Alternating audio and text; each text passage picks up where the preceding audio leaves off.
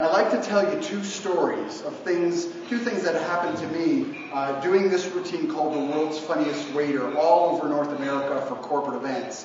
And the first story is about a particular association that I was hired to perform this act for, going table to table, doing the waiter routine, and then doing the show. And this association was called the Canadian Psychiatry Association. And I was hired by the Canadian Psychiatry Association to perform this routine, 400 psychiatrists in a ballroom. And I do need to tell you that never in the history of humanity has one individual been privileged to as much free psychoanalysis as I received over the course of a 45-minute meal.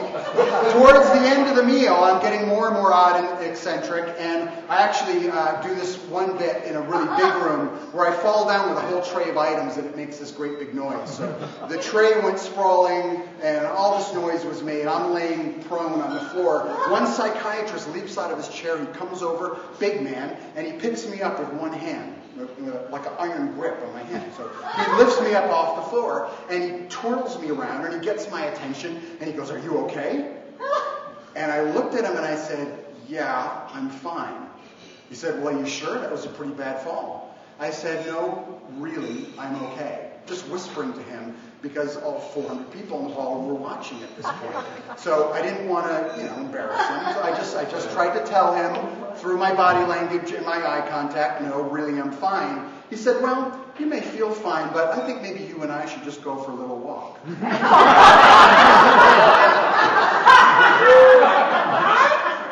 I could see where this was headed, and since I didn't particularly want to be placed in a headlock,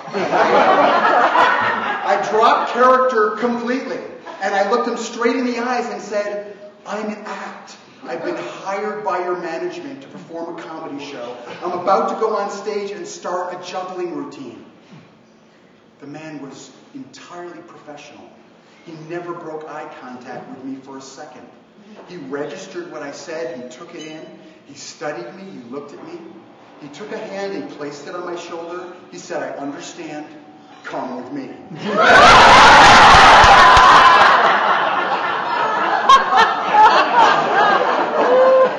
When we're placed in a circumstance that's challenging, that challenges our perception, we have a choice to make. And the choice is we can stick to our story about how we think things are. We can see things as being broken and in need of being controlled and fixed and act that way. Story number 2. Performing for a food service association. Food service managers, restaurant owners, and executive chefs from all over North America.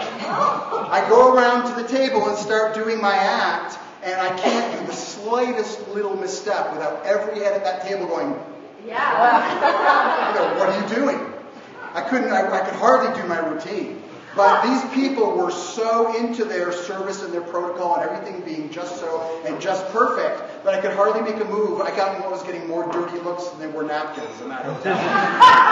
So as the meal progressed, people were being more and more really, really quite rude to this inept server. And I went around to all the tables and I got around to the back of the room and there was one man. This man's name was Larry. He was from Texas. He's sitting at this table in a nice, crisp shirt and a yellow tie. And I go around to the back of his table. And what does Larry say to me when I get over to him and fill his water glass so full it forms a meniscus on the surface and you can barely drink out of it? He looks at me and I have a name tag on it that says Malcolm. He says, "Malcolm, you know what? You're doing a fantastic job. Thank you for taking such good care of us. Keep up the good work." I walk away from the table. Now I have to tell you, normally I am in control of what's happening in the room, people's reactions. This man turned the tables like that. The authority of his kindness and his generosity completely disarmed me. And every time I went back to the table, and I swear, I really wanted to get a reaction out of him. No matter the worst service I delivered, all he did was continue in equal measure to champion me, empower me, and make sure that I had confidence in myself and I felt okay about the job I was doing as a server.